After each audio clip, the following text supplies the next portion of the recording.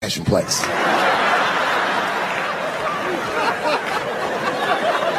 And we were hugging each other, and old people were singing hymns and spirituals. J Verdict times 10 or some shit. I've never seen black people that happy. 8 years later, I'm pulling up to the polls again. This time I'm driving a brand new Porsche because the Obama years were very good to me.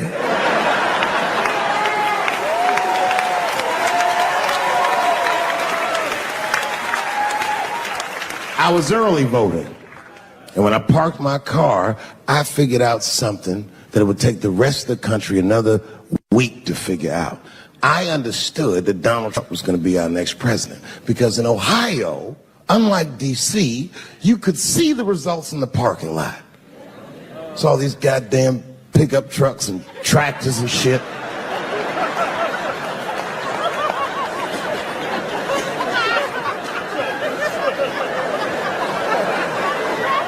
And then I walked up and I saw a long, long line of dusty white people.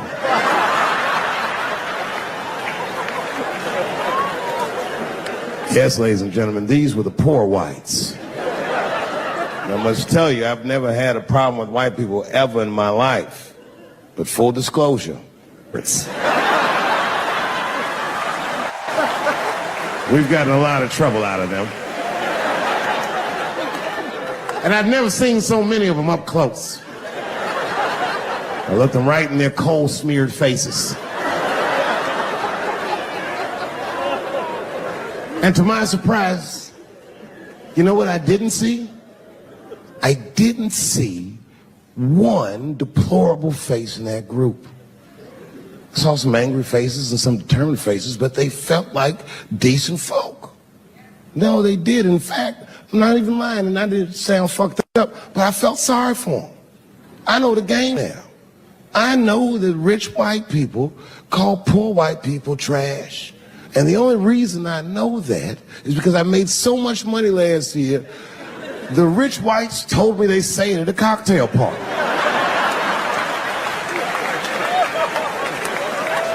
And I'm not with that shit.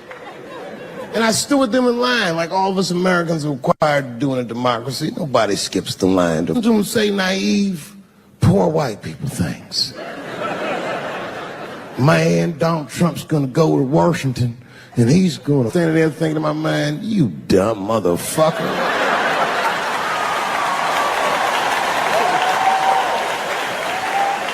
You are poor. He's fighting for me.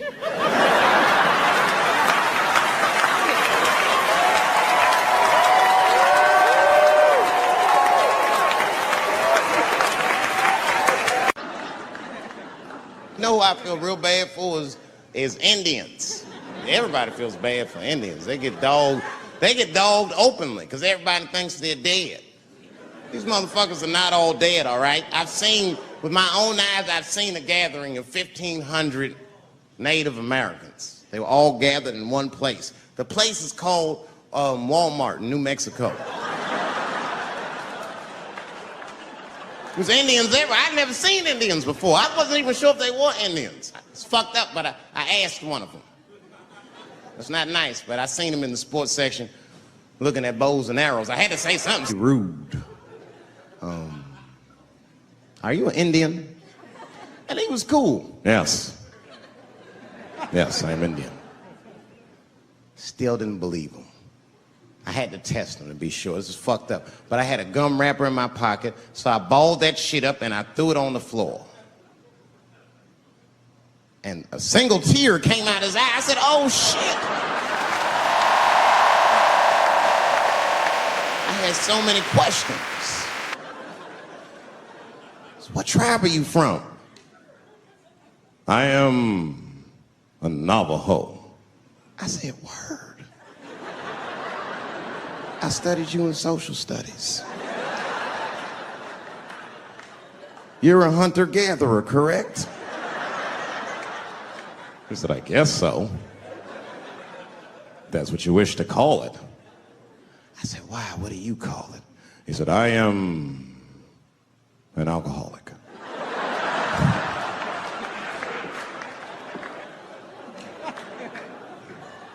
said, well, what's your name, dog? He said, please. Dog is my cousin. That was a good guess. My name is Running Coyote. What is your name, friend? And that shit caught me off guard. I mean, I didn't want to say my name was Dave to a motherfucker named Running Coyote. This don't feel good enough. He just put me on the spot. I said, huh? My name, what? Oh, my name's Blackfeet. Then I changed the subject. Forget about me. What's going on with you? I want to meet your chief. Why don't me, you, and your chief and your friends get together tonight? We could have a real live peace pipe smoking ritual. We need to celebrate, nigga. I thought you were dead. And he set it up. It was beautiful. It was just like I dreamed.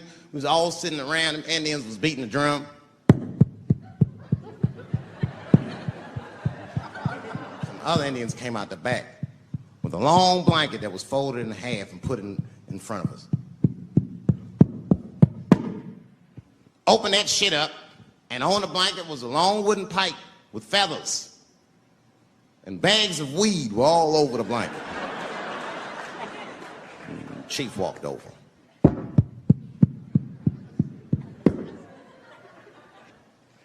The big ones are 50. The little ones are 25. And these are 10.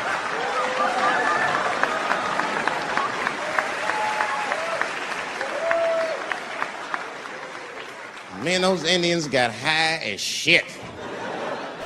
I was begging. I told the chief, he was talking, I cut him off. Time out, chief.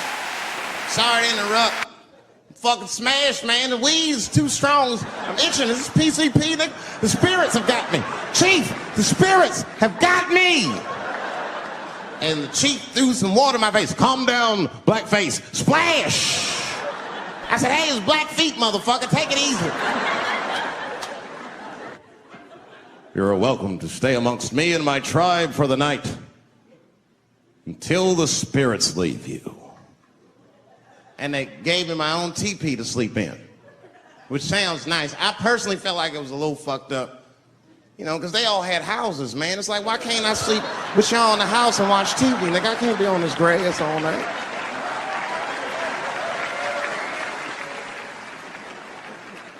Yeah, Indians is rude, man. Everybody's rude. Indians, they eat nasty food. All they ate was corn and shit. Doritos, I think they call it. That's right. People only see the surface. They see the division in our foods.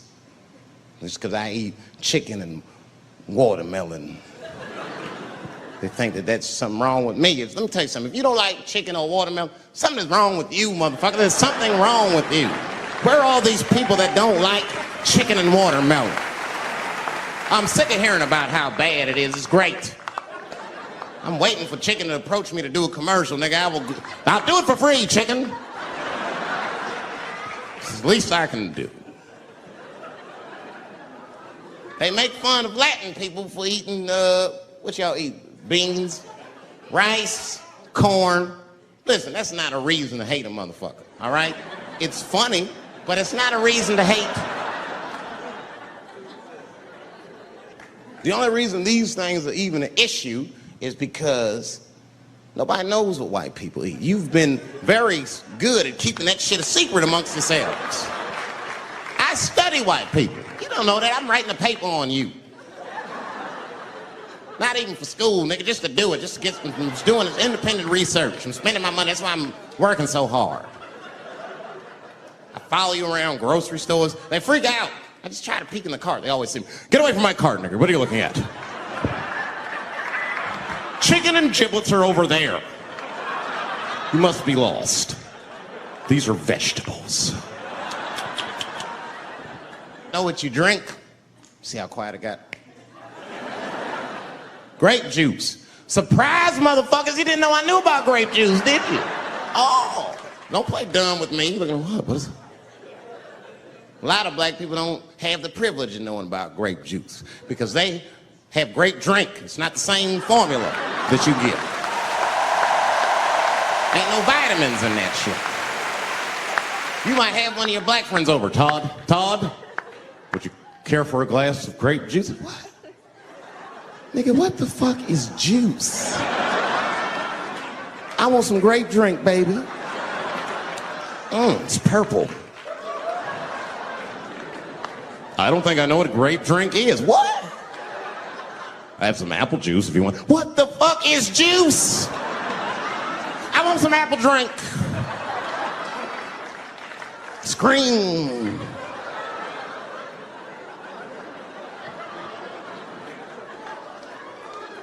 Remember that commercial for Sunny Delight when all the kids run in from outside playing and they all run to the fridge? All right, I got some purple stuff, some Sunny D. As soon as you say Sunny D, all the kids go, yeah! Watch the black kid in the back. If you ever see that commercial again, look at that black kid. He'd be like, I want that purple stuff. That's drink, nigga. That is drink. They want drink. I want all them vitamins, nigga. I want drink. Sugar, water, purple. That's the ingredient. Sugar, water, and of course, purple. It's too fucking much. I got a lot of things to talk about tonight. First of all, I've stopped smoking weed. With black people, you didn't let me finish, motherfuckers. God damn. I'm sorry, black people, to break the news so publicly, but I can't smoke with you anymore. Every time I smoke weed with my black friends, all you talk about is your trials and tribulations. I'm sick of that shit. I got my own problems. Nigga, that's a waste of weed. I'm smoking weed to run away from my problems, not take on yours. From now on, I smoke weed exclusively with white people. Calm down, motherfuckers. You win by default. We got good weed conversation. All white people talk about when they get high is other times that they got high. I can listen to that shit all night. Dude, remember at Frank's last week? It's fucking smashed, man. And catalogs everything they drink. 2 shots of Jaeger, tequila, 4 bong hits, man, beer, cheeseburger. That shit is great. Only bad part is you cannot pass out around white people. Every time white dudes pass out around each other, they always do some borderline gay shit when the guy's asleep.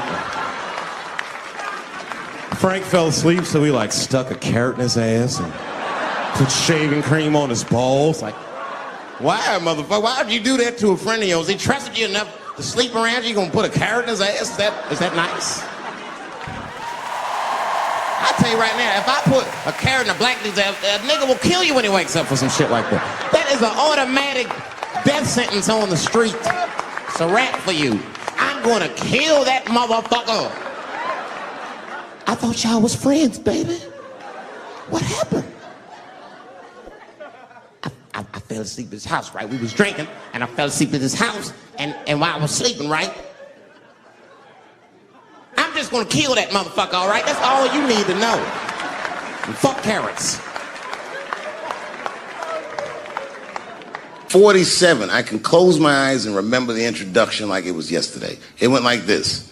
Ladies and gentlemen, this next young man coming to the stage is starting his comedy career tonight. Who knows? We may be witnessing the birth of a star. Please welcome Dave Chappelle.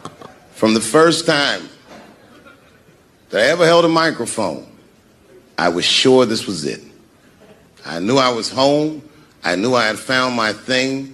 And my God, man, I was a child. Matter of fact, I was good from the moment I started. And I'm not saying this to be a braggart. I'm telling you the truth. These old niggas was in awe of me. How is this little boy so poised? They used to say. I was. I mean, you know, I got better, but it started out good. About a year into it, when I was 15 years old, I had written a joke during the AIDS epidemic about having a Goodyear condom. Something, I don't even remember the joke. Something about an industrial strength condom by Goodyear. I just remember all the comedians really liked that joke. And there was an older comedian And he came to me one night after the show, after he saw the joke, and he said, listen, I got an audition at another comedy club, and I was wondering, do you mind if I do that joke? I just want to borrow it. Now, I'm a kid. I don't know any better. I'm like, borrow it? Well, I guess, sure, if it'll help your career. I let him do the joke. And then weeks later, I was waiting to go on at a comedy club, and he went on before me, and he did the joke. And after the show, I pulled him aside and I said, hey, man, I don't mind you borrowing my jokes, but you got to give them back. He said, oh, I forgot to ask you. He goes, let me buy that joke from you for $50.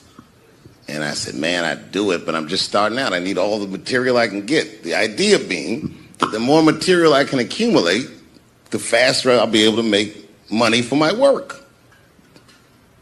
I said, I can't do it. I want my joke back. I'll never forget this.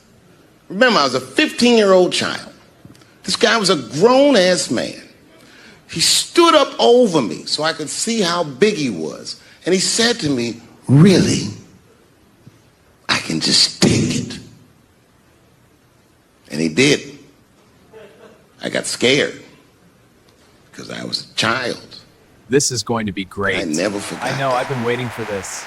Me too. I never It's so forgot exciting. that. I was 15 years old. I'm 47 now. I think about this guy all the time. When I look at my own kids and I see how young and innocent they are, I can't believe someone did that to me. And I don't think about it every day because that was the worst thing that happened to me. I think about it every day because that was the first time that someone ever did that to me. But in my career, it has happened many, many times since, where someone would intimidate me or scare me and take something that I believe was mine. I'm living in New York City, and I just finished my first road tour, which was a very difficult tour. I'll spare you the details. Now I'm back in New York, but my rent is paid, thank God. And I have $60 to my name. And a woman that I had met in Pittsburgh, a bad Dominican bitch,